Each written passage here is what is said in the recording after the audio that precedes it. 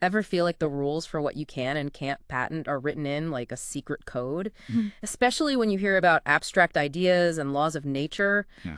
it just feels impossible sometimes to get a clear answer. Oh, absolutely. It can definitely feel like a maze. And that's why in this deep dive, we're really trying to get to the heart of U.S. patent law. Hmm. What actually makes something eligible for a patent? We're Exactly. zeroing in on those often murky exceptions, right? The abstract ideas, laws of nature, natural phenomena. Right. We've been digging through some, well, pretty dense but really informative stuff, excerpts from 2106 Patent Subject Matter Eligibility. It breaks down how Section 101 of the patent law is actually interpreted. Uh-huh. So, our goal today, really, is to demystify how the courts and the USPTO, the Patent Office, how they apply this section. We want to give you a solid framework, for understanding what these exceptions actually mean and, maybe more importantly, what kind of inventions can still get patent protection. Yeah, like a shortcut to understanding the core principles. And understanding these is just fundamental. I mean, the Supreme Court has stressed this, that abstract ideas, laws of nature, natural phenomena, they're the basic tools of scientific and technological work. Right, the building blocks. Precisely. The worry, and you see this in big cases like Alice and Mayo, is that if we let people lock up these fundamental tools with patents, it could actually, well, stifle innovation instead of encouraging it. Okay, let's really try and nail this basic tools idea down then. So if my invention uses, say, a mathematical formula or it involves something found in nature, does that just automatically mean, nope, no patent? No, not necessarily, not at all. Actually, the Supreme Court in Alice pointed back to an older case, Diamond v. Deere, just to make that point. Just because an invention touches on one of these exceptions doesn't kill its chances. Okay. So like even a mathematical equation, which sounds purely abstract, right? It can be part of a patentable invention if it's properly integrated into a practical application. That's the case, Deleuze Visionix, that's a good example of that. So the key isn't really what basic tool you're using, but more how you're using it. Is that fair? That's exactly it. The courts draw this really critical line. Are you trying to claim the building block itself? Or are you taking that building block and integrating it into, well, the phrase they use is something more. Something more. Like that's the practical application. And that phrase comes right out of Alice, quoting the Mayo case. The Mayo framework, that's really our roadmap for figuring out if we're looking at an ineligible exception or a patent-eligible use of that exception. Okay, can you maybe walk us through a couple of clear examples just to make it really concrete? Sure, absolutely. Let's take Diamond v. Deere again. That was about a process for curing rubber, right? And it used a mathematical equation to figure out the perfect curing time. Uh-huh. The court said, yes, this can be patented. Why? Because they weren't just claiming the equation in thin air. It was a crucial, integrated part of the overall rubber molding process. It was a specific application. Right, so the math was like baked into a tangible, real-world thing. Okay, now what about the flip side? An example of something that couldn't be patented because it was just claiming the building block. Yeah, Gottschalk v. Benson's a good contrast. There, the claims were about a method for converting numbers, specifically BCD to pure binary, using a computer. Okay. But the court basically said, look, just running a mathematical algorithm, the conversion method on a general-purpose computer isn't enough. It doesn't transform it into a patentable application. It looked too much like trying to patent the math idea itself. Ah, okay. And you see similar things in cases like Bilski and Parker v. Fluke. They show that, yeah, you can use laws of nature or formulas, but in Fluke, the process for adjusting an alarm limit using a formula, it was deemed ineligible because it didn't really have a specific inventive application of that formula. It was just using the math to recalculate something that already existed. Okay, that distinction is really key then. Claiming the tool versus integrating it into something genuinely new and useful. Right. Let's switch gears just a tiny bit. What kinds of things are actually eligible for patenting in the first place, like the big categories? Sure. So under the law, there are four main buckets: processes, machines, manufacturers, or compositions of matter.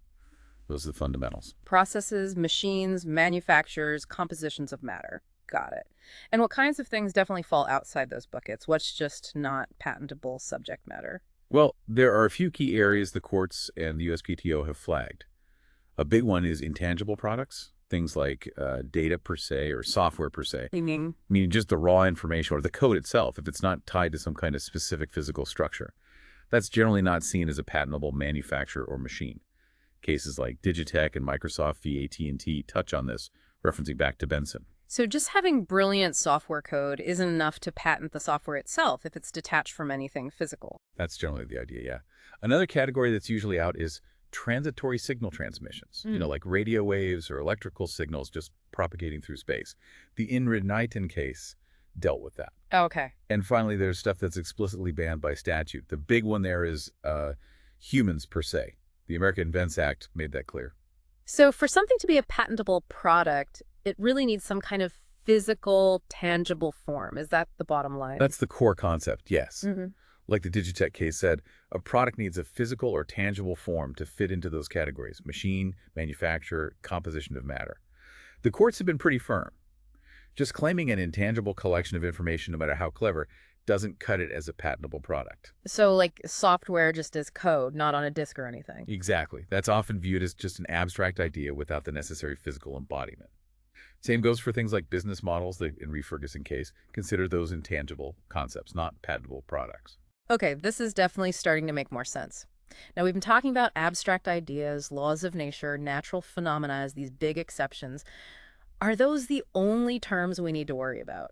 Well, those are the main three the Supreme Court focuses on, but courts have used other related phrases too. You might hear things like physical phenomena or products of nature, which is really a subset of natural phenomena but often gets its own focus, Right. or scientific principles, systems that depend on human intelligence alone, disembodied concepts, mental processes, and even disembodied mathematical algorithms and formulas. Whoa, okay, that's quite a list. Do Yeah. these all overlap quite a bit? Oh, definitely. The lines aren't always crystal clear. I mean, think about a mathematical formula. Is it an abstract idea? Yeah, it's conceptual. Is it a law of nature? Often it describes how the world works, so it could be both. Ah, I see. Same with products of nature, like, say, isolated DNA. You could call it a law of nature because it exists naturally, or a natural phenomenon because it's, well, a phenomenon in nature. So, when you're trying to figure out if an invention falls foul of these exceptions, do you need to, like, perfectly label which exception it is? Not necessarily, no. For the eligibility analysis, it's usually enough just to identify that the claim lines up with at least one of these judicially recognized exceptions. You don't always have to pinpoint the exact category. The key question is just whether it falls into that general zone of fundamental principles or things found in nature. Okay, got it. So, we know what the exceptions generally are. How do you actually figure out if a specific patent claim is directed to one of them? I know there's that two-step test involved. Yes, exactly, the Alice-Mayo test. And step 2A is the first hurdle. It asks precisely that question. Is the claim as a whole directed to a law of nature, a natural phenomenon, including products of nature, or an abstract idea? This is where we start separating the basic tools from the patentable inventions that use those tools. And how do patent examiners actually make that call? What's the process? Well, first, it's absolutely crucial that they understand what the invention is. They review the whole application, the description, the drawings. Then they interpret the claims using what's called the broadest reasonable interpretation, or BRI. Be all right. Okay. Basically, they give the claim language the widest meaning it could reasonably have to someone skilled in that particular technology. It's a standard part of examination, laid out in the Manual of Patent Examining Procedure, the MPP. Right. Understand the invention, interpret the claim broadly. Then what? What are the outcomes of step 2A? Two main paths. If the examiner decides the claim, interpreted broadly, is not directed to an exception that's a no for step 2A, then boom, the claim is eligible. End of story for this analysis. That's pathway B. Okay, pathway B is eligible. But if the answer is yes, the claim is directed to an exception, then you have to move on to step 2B. And step 2B asks, Step 2B asks if the claim as a whole includes additional elements that add up to significantly more than the exception itself. We'll get into that more later. okay. But it feels like almost any invention, if you dig deep enough, involves some law of nature or maybe an abstract concept, right? How do we stop this from just knocking out everything? That's a really critical point, and the courts recognize it. The Supreme Court and Alice, the Federal Circuit, in cases like EnFish, they've said, look, at some level, all inventions embody, use, reflect, rest upon, or apply these fundamental concepts. Right. So examiners have to be careful. They need to distinguish between claims that actually recite the exception, meaning the exception is explicitly part of the claim language, and claims that just, involve an exception somewhere in the background. Ah, recite versus involve. Exactly. If the claim actually sets forth or describes the exception, that's when you need to keep going with the analysis potentially to step 2B. But if it doesn't explicitly recite an exception, it's generally eligible right there at pathway B. No further analysis needed on this point. Okay, that helps clarify. So just using gravity in my invention doesn't make it ineligible unless my claim is somehow about gravity itself. Precisely. And even if a claim does recite an exception, there's still another chance for it to be found eligible in step 2A. That's through what's called prong 2. Prong 2 of step 2A. Okay, tell me about that. So prong 2 applies when a claim recites an exception. The question then becomes, does the claim also include other elements that effectively integrate that exception into a practical application? Integrate into a practical application. Yeah, the idea is, even if you're using a law of nature, if you combine it with other steps or components in a specific way that applies that law to solve a real problem or create something useful, then the claim as a whole might not be considered directed to the exception itself. Okay. If that integration exists, the answer to step 2A is no, and you're eligible under pathway B. But if there's no real integration, just the exception maybe with some generic stuff tacked on, then the claim is directed to the exception. Yeah. Step 2A. Yes, and you proceed to step 2B. So it's about taking the abstract or the natural and making it concrete, useful, and specific. That's a great way to put it. Now, thinking specifically about abstract ideas, the USPTO uses these helpful groupings to identify them in step 2A. Groupings. Okay, what are they? They look to see if the claim fits into categories like mathematical concepts, think formulas, calculations, relationships, or certain methods of organizing human activity, and also mental processes, things you can do in your head. Mathematical concepts, organizing human activity, mental processes. Are those strict, separate boxes? Not always. The guidelines admit they aren't mutually exclusive. A claim might touch on more than one. Maybe it involves math and it's something you could do mentally. Ah, okay. In that situation, the examiner notes all the relevant groupings and then moves to that prong 2 analysis. Does the claim integrate the exception into a practical application? Right. You mentioned earlier some examples of claims that do not recite abstract ideas. Can you give us a feel for those again? What do they look like? Sure. The MPP has some good hypotheticals. Think about claims that, might rely on abstract ideas way down deep, but the claim itself isn't about the abstract idea. Okay. Like a claim to a printer that just lists its physical parts. Built, roller, printhead, ink cartridge. Sure, physics is involved, but the claim is to the tangible machine. Or a washing machine claim detailing its drum, motor, and controller. Makes sense. Physical things. Right. Or even an earring with a sensor and memory. Or specific method claims, like a detailed process for sequencing the BRCA1 gene, outlining the concrete steps. Or loading BIOS onto a computer again, specific steps. Or even rearranging icons on a screen, if it specifies how usage is determined and the steps involved. Training a neural network for facial detection if it details the specific data manipulation and training stages. So the key seems to be the specificity and tangibility, either in the device or the steps of the process. Exactly. The claims are focused on tangible structures or specific defined actions, not just the underlying abstract concept itself. Okay, that really helps draw the line. Now, let's zoom in on that first grouping, mathematical concepts. Right. So if a patent claim actually recites a mathematical concept, meaning the claim language itself includes mathematical relationships, formulas, or calculations, it's considered to be reciting an abstract idea under step 2A. But not if it just, uses math in the background. Correct. You have to distinguish that from claims that might be based on math, but don't spell out the math in the claim itself. The Thales Visionix case is relevant here. Just because math is needed to perform the method doesn't automatically make the claim abstract if it's really about a practical application. So it's about whether the claim itself is essentially the math problem or the math rule. Pretty much. And importantly, the USPTO says it doesn't have to be in symbols. Words can do the same job. How so? Well, like in Graham's case, the court found that claims using words to describe steps that were basically doing math calculations were reciting a mathematical concept. So if your claim says determining a ratio of A to B, that's just words for A divided by B, right? Or calculating the force by multiplying mass by acceleration. That's just FNIECI in words. Still counts as reciting a mathematical concept. Okay. Can you give more specific examples of these mathematical relationships, formulas, and calculations that the USPTO flags? Let's start with mathematical relationships. Sure. A mathematical relationship is basically a stated connection between variables or numbers. It could be in symbols or words. Think back to DEER, the relationship between reaction rate and temperature, the Arrhenius equation, that's one. Okay. Or the conversion between BCD and binary numbers in Benson. or the relationship described between radioactivity and antenna setup in the Mackay radio case. Even just organizing information using mathematical correlations, like in Digitech, has been seen as reciting a mathematical relationship. Got it. What about specific mathematical formulas or equations showing up in the claims? Yeah, if the claim literally includes a formula, Hmm. like EFMA, or maybe describes it textually in a way that's clearly a formula that falls into this category. Examples. The formula for electromagnetic standing waves in Mackay radio. The Arrhenius equation again from Deere. A formula for calculating an alarm limit in Parker v. Fluke. Even a formula for calculating hedging risk, which is part of the Bilski case. Okay.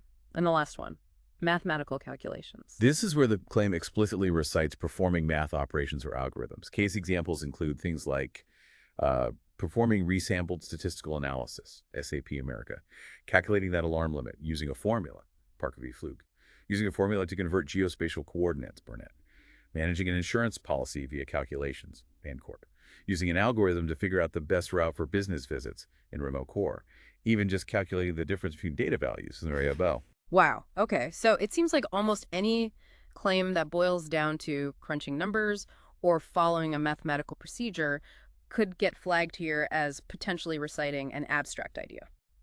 Right, let's move to that second grouping.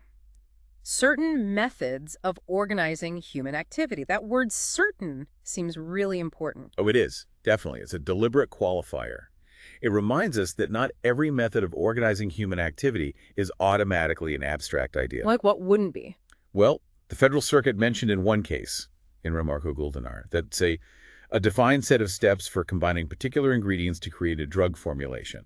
That's not what they mean by this category. Okay, so it's narrower. Yes, and it's really limited to the specific subgroupings listed. Yeah. Fundamental economic principles, commercial or legal interactions, and managing personal behavior or relationships. It's not a catch-all. And, it doesn't matter if it's one person doing it or many or people interacting with computers. It's the nature of the activity that matters. Okay, let's break down those subgroups. First, fundamental economic principles or practices. What falls there? Think basic commerce or finance concepts. The classic example is hedging from the Bilski case. Right. Another one was in Bancorp services, where the court looked at claims for managing a specific type of life insurance policy using calculations and said, yeah, that's basically directed to the abstract economic idea of managing that kind of policy. Okay. Next subgroup, commercial or legal interactions. Sounds broad. It does cover a fair bit, things like contracts, legal obligations, advertising, marketing, sales, business relationships. For instance, BuySafe v. Google involved claims about guaranteeing online transactions. And the court said that's basically about creating a contractual relationship, an abstract idea. Okay. Legal obligation. Yeah, like in Fort Properties, which is about a tool for tax-free real estate exchanges, deemed an abstract legal concept. Other examples we've mentioned, hedging, Bilski, mitigating settlement risk, Alice, arbitration, in Recomus. Advertising, too. Yep. Ultramercial had claims about showing ads to get access to media. The court saw that as the abstract idea of using advertising as a currency. And even basic business relations, like a system for processing loan applications in credit acceptance core, got tagged as abstract. Covers a lot of ground. Okay, the last one. Managing personal behavior and relationships or interactions between people. What's in there? This is about methods for influencing how people act or interact, like tracking spending limits. Intellectual ventures, the court called that the abstract idea of budgeting. Other examples, filtering online content, BASCOM, considering historical usage when inputting data, BSG Tech, even a neurologist's mental steps for testing a patient in Raymeyer. And under sort of a social activities banner, you have things like verifying votes, voter verified, or providing information without interrupting someone, interval licensing. It still feels like a lot of human interaction could potentially fit here. And that's exactly why certain and those specific subgroupings are key.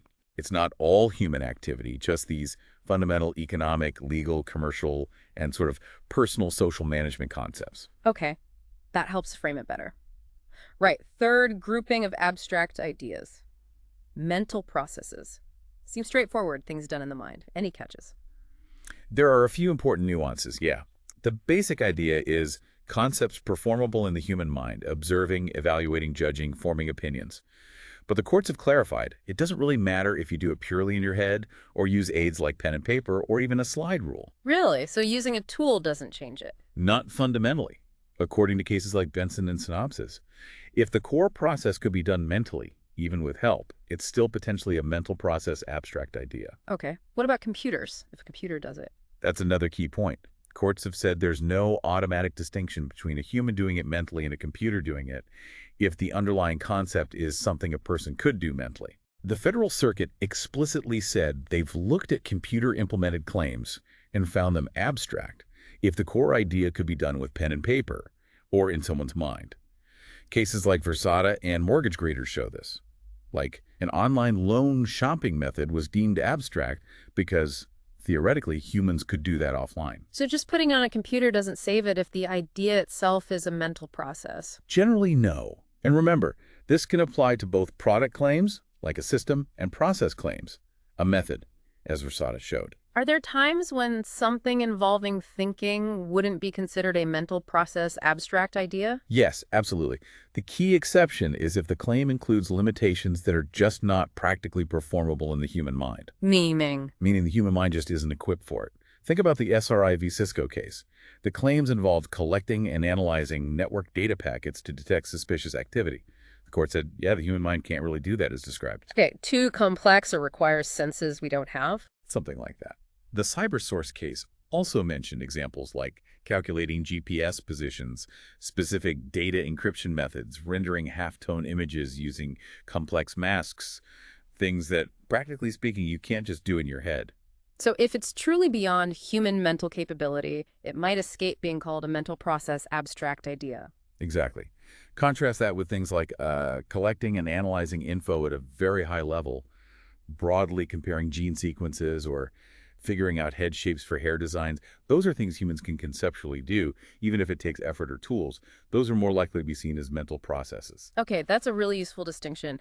Now, earlier you mentioned tentative abstract ideas. What's that about? Sounds provisional. It kind of is. It's for those rarer situations where an examiner thinks a claim limitation feels like an abstract idea, but it doesn't neatly fit into those three main groupings: mathematical, human activity, or mental processes. So like a new flavor of abstract idea. Potentially, yeah. But there's a specific process. If an examiner wants to reject a claim based on one of these tentative abstract ideas in Step 2B, they need to get approval from their boss, the Technology Center director. Ah, so there's a check in place. Yes, and the rejection has to explicitly say it's based on a previously non-enumerated abstract idea. Plus, the USPTO posts information about these cases publicly so everyone knows what's happening. What happens then? Can the applicant argue against it? Oh, absolutely. An interview with the examiner is often really helpful here. You can discuss why they think it's abstract, try to clarify the invention, maybe point out practical applications or concrete elements they missed. And even after the director approves the initial rejection, the examiner can still withdraw it later based on the applicant's arguments without needing another approval. Okay, good to know. It sounds like a way for the system to handle new situations while keeping some oversight. Right. Let's shift now to the other big exceptions. Laws of nature, natural phenomena, and products of nature. What are some classic examples the courts have pointed to? Well, the list is quite varied. Things like isolated DNA sequences themselves, cloned animals, like Dolly the sheep, correlations, like the link between variations in non-coding DNA and certain genes, or the connection between how a drug is metabolized and its effect. Okay, biological correlations. Right. Or the correlation between a specific enzyme, myeloperoxidase, and heart disease risk. Fundamental physics, like electromagnetism used for signals. The inherent properties of bacteria. Short DNA strands used as primers. The chemical principle that oil and water don't mix. The discovery of fetal DNA in maternal blood. And the natural relationship between someone's genes and how they react to a drug. That's a huge range, yeah, from tiny molecules to broad principles. But just like abstract ideas, if my claim mentions one of these, is it automatically ineligible? No, same principle applies. The cells direct case is a good illustration. The claims were about a specific method for freezing and thawing liver cells. The court said, look, the fact that these cells can survive freezing and thawing, that's natural. But the claim is to the method of doing it, which is potentially inventive. So the claim wasn't about the cell's natural ability? Exactly. It was about a specific process using that ability. Think about chemotherapy. The fact that cancer cells die when exposed isn't a law of nature that makes the treatment method ineligible, or taking aspirin for a headache. The body's natural response doesn't make a novel method of using aspirin unpatentable. Okay. The key is the claim trying to monopolize the natural principle itself, Or is it applying that principle in a specific, inventive way? And again, even if it recites a law of nature, if it's integrated into a practical application, like that tailored drug dosing in the Vanda case, it can still be eligible under Step 2A, Prong 2. Right. It always comes back to the application, the something more. Okay, let's focus on products of nature. You mentioned markedly different characteristics analysis. What's that all about? Right. So the product of nature exception isn't just for things plucked directly from nature. It also covers things made by humans that aren't significantly different or markedly different from their naturally occurring counterparts. So man-made isn't automatically eligible. Correct. The Roslin case about cloned animals showed that. Just because humans made Dolly doesn't mean she's patent eligible if she's not markedly different from a natural sheep. The key question is always, does the claimed product have characteristics that are significantly different from what nature provides? And when do you actually do this markedly different check? You do it whenever a claim includes a limitation that's a nature-based product. Yeah. So if the claim is just an isolated gene, you compare that isolated gene to the natural gene. If it's a mix, like fertilizer with microbe X and a carrier, you focus on the nature-based part, microbe X. If it's defined by how it's made, like cloned animal produced by method Y, you look at the resulting animal. What about process claims? Generally, for process claims, you don't analyze the natural products used in the process this way. Yeah. You focus on the process steps. But there's a catch. If the process claim is really just a disguised way of claiming the natural product itself, like the Sequenom case involving detecting fetal DNA, which was really about the existence of that DNA, then you do apply the markedly different test to the underlying product. Okay, so it's about what the claim is truly trying to capture. How do you actually compare them? What counts as a characteristic? You compare the product as claimed to its closest natural counterpart in its natural state. You look at structure, function, any other properties mentioned in the claim. Identifying the right natural counterpart might take some scientific expertise. And critically, you only consider characteristics defined by the claim's broadest reasonable interpretation. Things the inventor discovered but didn't claim don't count. And what makes a difference marked? What's the bar? The courts say the difference has to be a change resulting from the inventor's intervention. It can't just be uncovering an inherent property or a trivial difference that happens incidentally. If there's no significant change in structure, function, or other claimed properties compared to nature, it lacks markedly different characteristics. It's a product of nature exception. But if the inventor caused a significant change in a key characteristic, that generally counts as markedly different. Can you give us those examples again? What had markedly different characteristics? The classic is the Chakrabarty bacterium. It was engineered to eat multiple types of oil, which natural bacteria couldn't do, and had extra genetic material.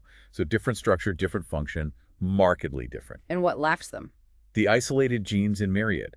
Yes, isolating them broke chemical bonds, structural change, but their core genetic information, the sequence, was identical to nature's. Or the primers in Ambry genetics, same sequence as natural DNA segments, and their ability to prime was just an inherent property of that sequence. Okay. The cloned animals in Roslin genetic copies, even if maybe slightly different physically, not markedly different in their fundamental nature. And ductile vanadium in Martin ductility was just an inherent property, not created by the process. Right. The difference has to be significant and created by the inventor, not just revealed or replicated.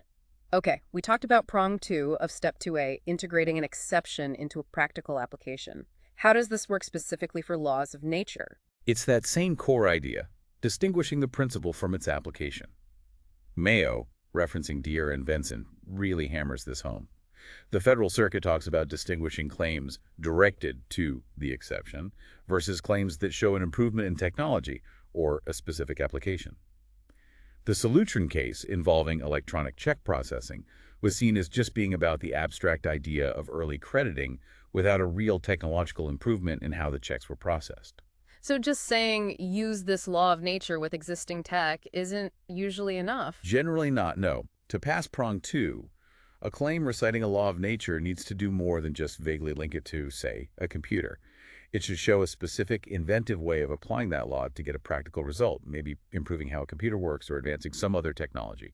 And this idea of providing a particular treatment or prophylaxis has become really important here, especially after the Vanda case. Right, the Vanda case. Tell us more about particular treatment or prophylaxis. In Vanda, the claims were about treating schizophrenia, adjusting the drug dose based on the patient's specific genes. Now, that clearly involved a natural relationship genes affect drug metabolism, but the court said it was eligible. Why? How was it different from Mayo? Because unlike Mayo, which was more about diagnosis, the Vanda claims used that natural relationship to actively do something to provide a safer, more effective treatment. That concept of a particular treatment that applies the natural law for tangible benefit is a key factor for eligibility under Step 2A, Prong 2. Claims involving specific medical treatments, preventative steps, or other targeted actions using a natural principle are more likely to be seen as eligible applications. The Klassen case, with its specific immunization schedule, fits here too. Okay, that makes sense. If you're doing something specific and useful with the natural principle, like tailoring treatment, it's an application, not just the principle itself. Got it. Now, what if a claim does get past Step 2A? I mean, what if it is found to be directed to an exception? That's Step 2B, right? The inventive concept. Exactly. If Step 2A results in a yes, the claim is directed to an exception. Then we move to Step 2B. And the question is, do the other parts of the claim, the elements besides the exception itself, add up to an inventive concept? Is there something significantly more than just the abstract idea or law of nature? Significantly more. Yeah, that's the key phrase from Allison Mayo. And cases like Wrecking the Corp emphasize the inventive concept has to come from those additional elements. The exception itself can't be the inventive part. So what kind of extra stuff does count as significantly more? What makes an inventive concept? Courts have pointed to several things, like specific improvements to how a computer itself functions, DDR holdings, or improvements to other technologies, like the rubber curing in deer, applying the exception using a particular specialized machine, IBLE process, actually transforming an article into a different state or thing, a deer again, adding specific unconventional steps or parts that limit the claim to a narrow, useful application, BASCOM, with its specific filter placement, or other meaningful limitations that go beyond just stating the exception and saying apply it, like the specific immunization steps in Klassen. So it sounds like it has to be more than just, hey, here's an abstract idea, now do it on a generic computer. Absolutely. Just reciting generic computer parts or routine, well-known steps alongside the exception. Usually not enough. Mere physicality, like saying on a computer, isn't the inventive concept, as Alice Fluke and Myriad showed. The invention has to be in how you're implementing or applying it. Remember, BASCOM, the invention wasn't filtering content, abstract idea. It was the specific, non-conventional way the filters were arranged and used. And again, this analysis happens after fully understanding the invention and interpreting the claims broadly. BRI. Okay, so it's not enough to just automate an abstract idea on a standard computer. There needs to be ingenuity in how it's done or applied to get a real-world useful result. That's the crux of it. The additional elements need to be more than just, as the Supreme Court put it, mere instructions to apply an exception. Mayo, Alice, Benson, they all had claims that basically said, here's the law idea, now apply it, maybe using a generic computer, without adding anything truly inventive to that application process. So what tells an examiner that it's just mere instructions? What flags do they look for? They look at a few things. Does the claim just state the desired outcome without saying how to get there in any detail? If it's just the goal, it looks more like mere instruction. What about the other steps or components? Are they all just standard, well-understood, routine, conventional things in that field? If so, hard to find an inventive concept there. And how broadly is the exception applied? If the claim applies it very generally across many fields, it might suggest the claim is still fundamentally about the exception itself, not a specific inventive application. Okay, this has been, wow, an incredibly thorough look at a super complex piece of patent law. If we had to boil it down, what are the absolute key takeaways for our listeners? I think the biggest thing is that core principle. You can't patent the basic tools, abstract ideas, laws of nature, natural phenomena themselves. But you can patent new and useful applications of those tools. The Alice Mayo two-step test is how we analyze that. Step 2A, is it directed to an exception? If yes, then step 2B, is there an inventive concept, something significantly more? And we've talked about the abstract idea groupings, the markedly different test for nature-based products. It's just crucial to remember this is really nuanced, very fact-specific, based on the invention and the claim language. Absolutely. And for you listening, it's really worth thinking about how these ideas might play out in your own field, especially when you see new technologies or think about inventing something yourself. Definitely. And maybe here's a final thought to chew on. Technology doesn't stand still, right? Think about AI, machine learning, biotech. Things are moving so fast. How might our interpretation of abstract ideas, laws of nature, and natural phenomena need to evolve in the future? How do we keep encouraging real innovation without accidentally blocking off fundamental progress? Something to think about.